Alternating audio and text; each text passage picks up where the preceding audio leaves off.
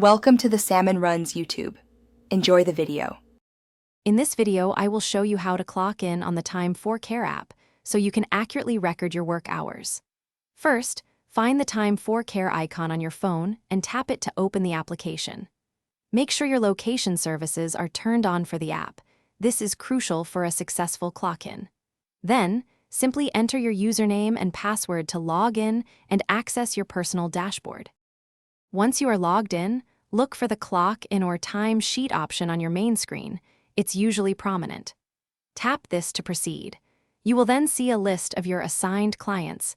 Carefully select the name of the client you are about to begin work for. Double-check that the chosen client and their listed services correspond exactly with your current assignment.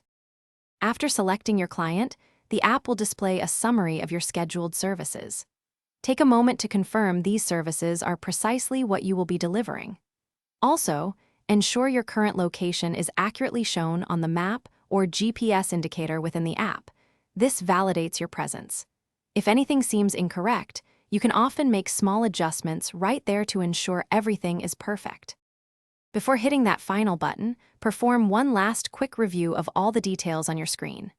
Check the client name, services, and displayed location one more time to avoid any discrepancies.